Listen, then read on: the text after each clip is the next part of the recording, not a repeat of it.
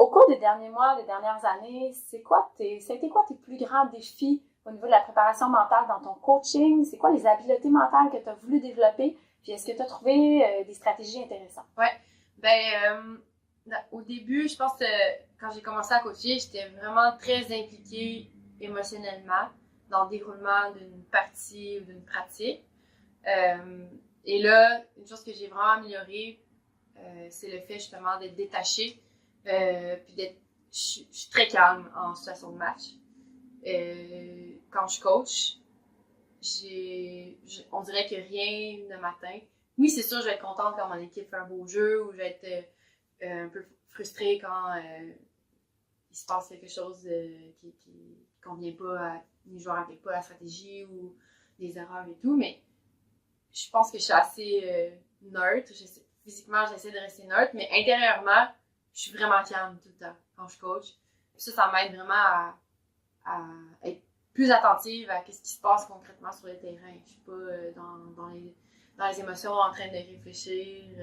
Ça vient pas faire de l'interférence dans qu'est-ce que je veux voir sur le terrain. Donc, je suis vraiment je suis capable de mieux cibler.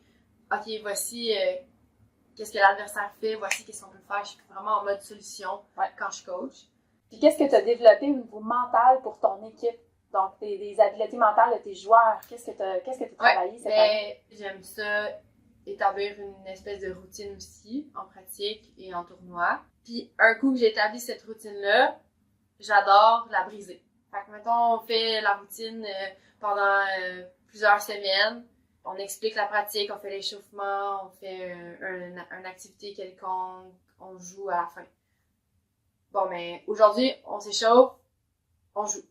Donc, c'est juste déstabiliser comme ça. Ou cette année, qu'est-ce qu'on a fait? On pratiquait souvent côte à côte avec Magma, les deux terrains à côté, mais on pratiquait toujours sur le même terrain. Donc là, on faisait exprès, on les laissait arriver, se préparer. Là, on disait, vous avez 2 minutes pour changer de terrain, on commence à jouer dans 2 minutes de l'autre côté. Sinon, on a beaucoup parlé du niveau d'activation avec les joueurs. Je les ai rencontrés individuellement. Ils ont rempli des feuilles pour essayer eux-mêmes de détecter comment ils se sentent en moment de performance et en moment de sous-performance. Essayer d'identifier ça. C'était plus de la prise de conscience cette année. Puis un peu d'éducation aussi, parce que c'est long avant de mettre ça en application. Là. Fait qu'on a eu des petites capsules, si on veut, préparation mentale. J'en ai fait. Fait que c'est le fun, tu leur as donné des mots, tu leur as donné des concepts pour qu'ils soient capables, c'est ça, de verbaliser un petit peu qu'est-ce qu'ils vivent ou qu'est-ce qu'ils ressentent, qu'est-ce qu'ils pensent. Puis après ça, ça nous permet justement éventuellement de passer à l'étape suivante, de commencer à travailler dessus, à se donner des objectifs puis à trouver des solutions. La prise de conscience, comme tu dis, c'est vraiment le point de départ. Il faut passer par là.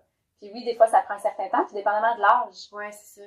Des fois, ça peut être un petit peu plus long aussi, hein, parce que quand tu disais que toi, au basket, tu te cherchais à un moment donné pendant une période, les jeunes, c'est un petit peu ça aussi. Des fois, là, dans certains âges, ils vont se chercher beaucoup. Donc, mettre des mots sur qu'est-ce qu'ils vivent, c'est pas toujours facile, mais en passant à travers les questionnaires, en passant des rencontres comme tu fais, tu commences à leur donner des outils, déjà. Une chose que je fais dans mes équipes, quand je coach, c'est on se fait des teams olympiques, on les appelle, tu fais des petits sous-groupes, ils sont peut-être 5 par équipe, puis ces 5 joueurs-là restent ensemble pour l'année.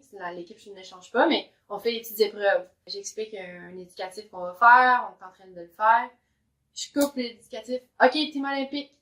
Donc, là, on fait notre activité, puis souvent, c'est quelque chose de ludique.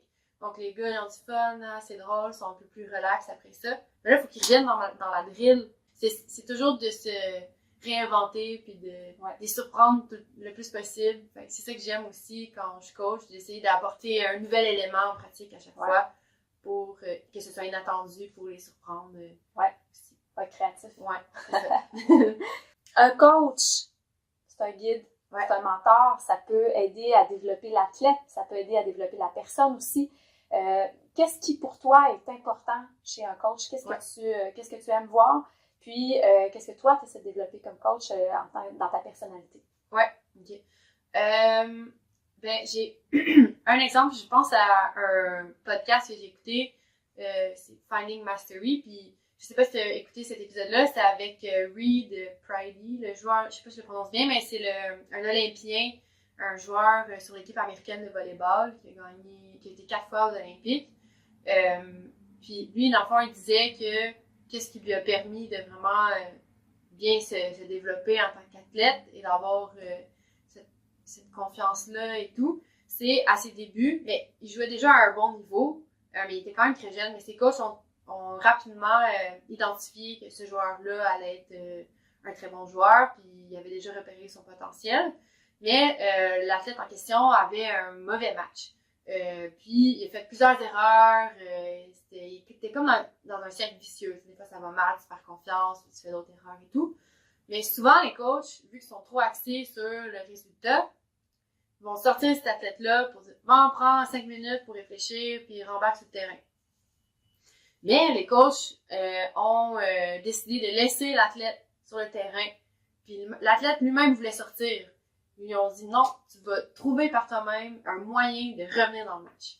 Puis ça a vraiment fait toute la différence parce qu'il n'y a pas eu le choix en situation de crise où ça va pas bien, il n'y a pas le choix de trouver une solution pour revenir dans le match puis trouver une façon d'aider son équipe à nouveau.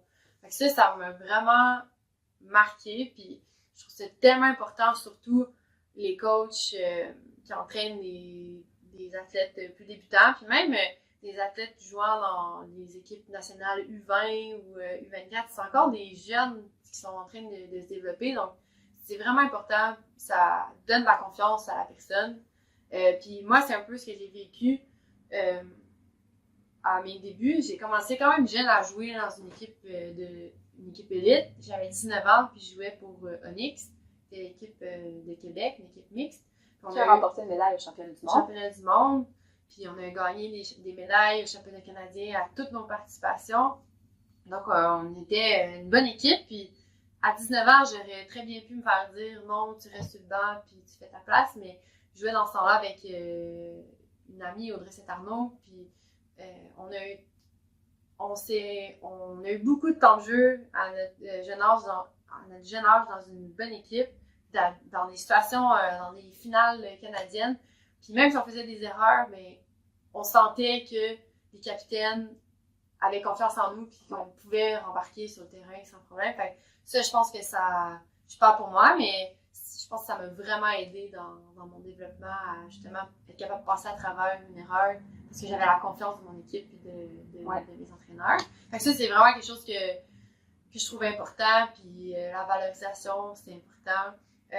Puis une autre chose, un autre coach qui m'a marqué, puis que je trouve aussi important, j'ai joué en 2016 sur l'équipe nationale, puis le coach, c'était Jeff Cruikshank, je sais pas si le prononce bien, mais lui, c'était comme la première fois que un coach était aussi positif.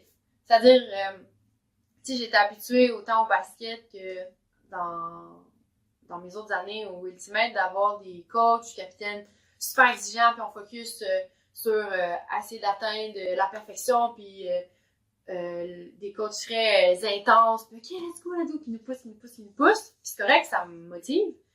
Mais lui, c'est comme le premier coach qui était super bon dans les stratégies et tout, mais valorisait les bonnes actions. Comme j'avais fait une passe, belle passe! Puis tu sais, vraiment content de l'action qu'on avait fait. Puis ça a comme vraiment fait du bien. Donc, un coach qui est dans la recherche de la perfection, d'essayer d'exécuter le mieux possible chaque action, chaque stratégie, c'est bien.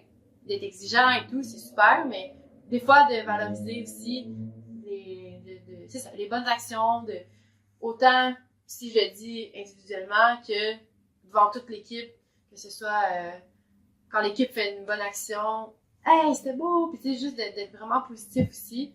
Fait que ça, c'est vraiment important, je trouve, pour un coach. Je sais pas si j'ai des logiques. Non, des entraîneurs, en fait, ce que je comprends, c'est des entraîneurs qui vont te permettre de bâtir ta confiance, donc qui vont te faire confiance, peu importe la situation, et qui vont te permettre de faire des erreurs, qui vont aussi te valoriser dans toutes les petites actions, dans les détails, et aussi qui vont même te permettre de grandir dans les moments difficiles, parce qu'ils vont peut-être te laisser dans une situation où est-ce que tu vas devoir te débrouiller puis trouver la solution. C'est extraordinaire. En fait, c'est vraiment une belle recette pour bâtir la confiance d'un athlète. Ouais.